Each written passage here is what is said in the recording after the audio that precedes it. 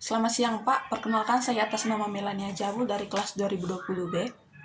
Pada UTS Public Speaking kali ini, saya memilih tiga tema untuk dipresentasikan. Yang pertama, teknik persuasi dan hambatannya. Yang kedua, teori dan model komunikasi.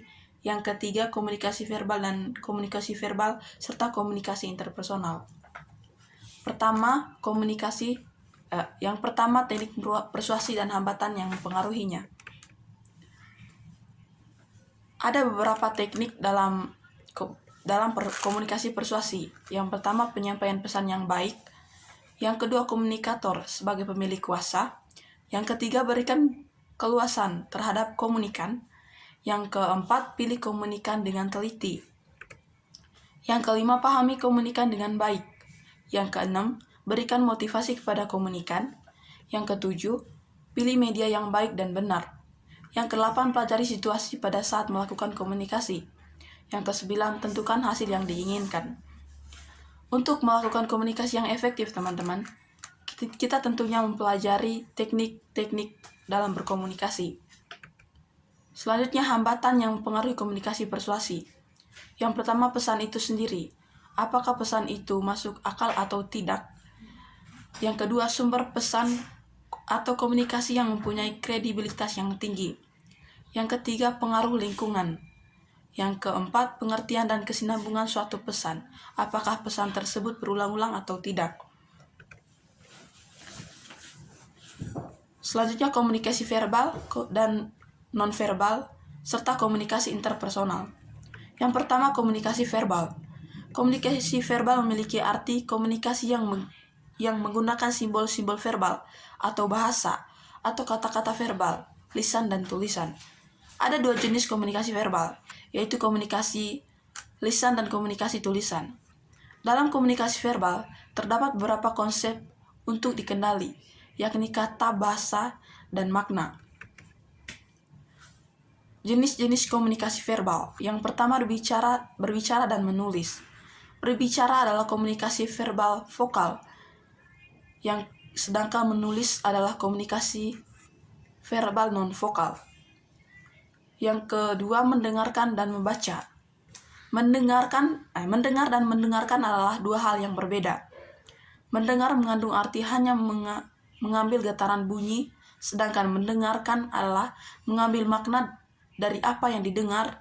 Mendengarkan melibatkan unsur mendengar, memperhatikan, memahami, dan mengingat. Membaca adalah salah satu untuk mendapatkan informasi dari sesuatu yang ditulis.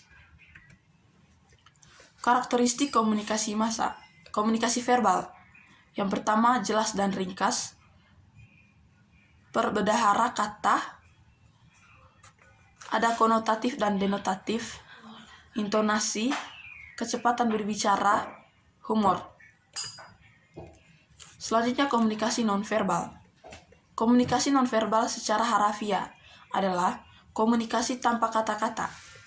Komunikasi nonverbal juga berfungsi untuk menguatkan maksud dari komunikasi verbal. Jenis-jenis komunikasi nonverbal. Yang pertama, sentuhan atau haptik. Sentuhan merupakan pesan nonverbal, non-visual dan non-vokal. Alat penerima sentuhan adalah kulit, yang mampu menerima dan membedakan berbagai emosi yang disampaikan melalui sentuhan. Yang kedua, komunikasi objek. Penggunaan komunikasi objek yang paling sering adalah penggunaan pakaian atau cara berpakaian seseorang. Orang sering dinilai dari jenis pakaian yang digunakannya, walaupun ini termasuk bentuk penilaian terhadap seorang hanya berdasarkan perspektif. Contohnya yaitu dapat dilihat pada penggunaan seragam oleh pegawai sebuah perusahaan yang menyatakan identitas perusahaan tersebut. Yang ketiga, kronemik. Kronemik merupakan bagaimana komunikasi nonverbal yang dilakukan ketika menggunakan waktu yang berkaitan dengan peranan budaya dalam konteks tertentu. Contohnya, mahasiswa menghargai waktu. Ada kalanya kita mampu menilai bagaimana mahasiswa atau mahasiswi yang memanfaatkan dan mengaplikasikan waktunya secara efektif. Yang keempat, gerakan tubuh atau kinetik. Gerakan tubuh biasanya digunakan untuk menggantikan suatu kata atau frasa. Beberapa bentuk dari kinetik yaitu emblem, ilustrator, affect display, regulator, adaptor. Yang kelima, prosemik. Prosemik adalah bahasa ruangan, yaitu jarak yang digunakan ketika berkomunikasi dengan orang lain, termasuk juga tempat atau lokasi posisi berada. Pengaturan jarak menentukan berapa dekat tingkat keakraban seseorang dengan orang lain. Jarak mampu mengartikan suatu lingkungan. Jadi kedekatan seseorang, teman-teman, di kita bisa ketahui bagaimana mereka berkomunikasi dengan menggunakan jarak yang dekat ataupun jauh. Yang keenam, lingkungan. Lingkungan juga dapat digunakan untuk menyampaikan pesan-pesan tertentu. Di antaranya adalah penggunaan ruangan, jarak, temperatur, penerangan, dan warna. Yang ketujuh, vokalik. Vokalik atau paralanguage adalah unsur nonverbal dalam sebuah ucapan, yaitu cara berbicara. Misalnya adalah nada bicara, nada suara, keras lemahnya suara, kecepatan berbicara, kualitas suara, intonasi, dan lain-lain. Karakteristik komunikasi nonverbal: yang pertama, komunikatif. Yang kedua, kesamaan perilaku.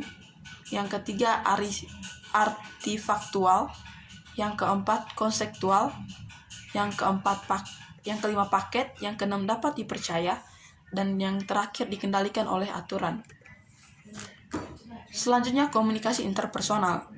Komunikasi interpersonal memiliki arti proses pertukaran informasi, ide, pendapat, dan peranan yang terjadi antara dua orang, dan perasaan yang terjadi antara dua orang atau lebih. Contohnya, komunikasi interpersonal antar pribadi seperti percakapan antara teman, percakapan antara keluarga, percakapan antara 3 orang. Komunikasi interpersonal bisa terjadi di mana saja ketika menonton film, belajar, dan bekerja. Ciri-ciri komunikasi interpersonal meliputi bahasanya digunakan bias formal dan informal. Yang kedua, memakai media tertentu, misalnya telepon, ponsel, dan email. Yang ketiga, dilakukan 2 orang atau lebih. Yang keempat, bersifat terbuka komunikatif. Komunikasi massa, fungsi komunikasi massa, model dan efek komunikasi massa. Komunikasi massa. Ada beberapa ahli yang mengartikan komunikasi massa. Yang pertama, menurut Gepner. Komunikasi massa menurut Gepner adalah produksi serta distribusi yang memiliki landasan pada suatu teknologi, lembaga, melalui arus pesan yang memiliki kesinambungan atau berkelanjutan. Menurut John R. Whitner, komunikasi massa merupakan pesan yang dapat dikomunikasikan atau disampaikan melalui media massa kepada sejumlah besar orang sekaligus. Jadi menurut John, komunikasi itu bisa menggunakan media-media seperti televisi, telepon, dan media lainnya. Yang ketiga, menurut Maletsky, komunikasi menurutnya yaitu bentuk komunikasi yang dapat menyampaikan pernyataan secara terbuka melalui media penyebaran teknik secara tidak langsung dan memiliki sifat satu arah. Yang selanjutnya, menurut Reid, komunikasi menurutnya adalah bentuk dari komunikasi yang diarahkan kepada khalayak luas secara heterogen serta anonim. Pesan yang disampaikan melalui media massa pun memiliki sifat yang terbuka serta pesan tersebut mampu diterima secara serentak kepada khalayak umum. Kesimpulannya, dari berbagai pendapat para ahli, dapat kita simpulkan pengertian komunikasi massa adalah jenis komunikasi yang disampaikan kepada khalayak ramai dengan menggunakan beragam media massa dan dilakukan secara heterogen serta anonim. Komunikasi massa memiliki fungsi sebagai berikut. Yang pertama, pengawasan. Komunikasi massa berfungsi untuk mengontrol aktivitas masyarakat secara keseluruhan. Yang kedua, fungsi informasi. Komunikasi massa memiliki fungsi untuk menyampaikan informasi secara cepat kepada publik. Yang ketiga, fungsi korelasi. Media massa berfungsi untuk menghubungkan berbagai elemen di masyarakat. Yang keempat, fungsi persuasi.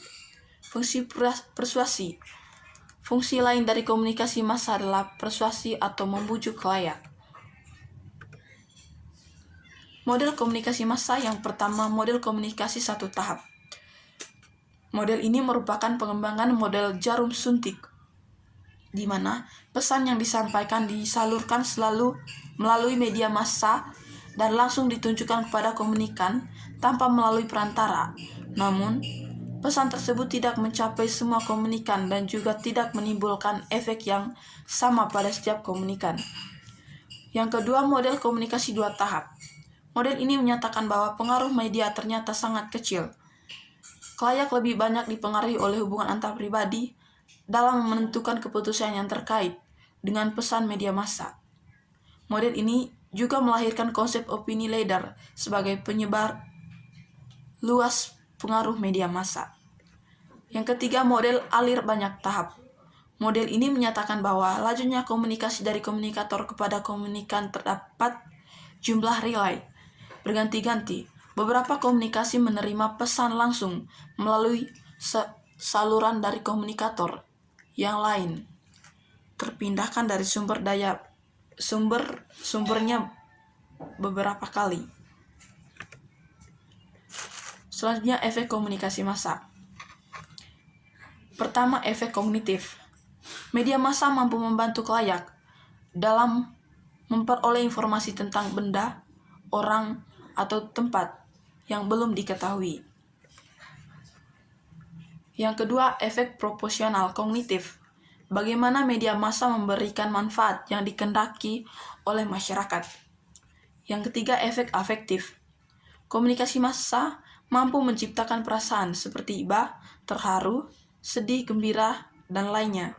Faktor yang mempengaruhi yaitu suasana emosional, alur peristiwa, suasana terpakai, karakter khas individu,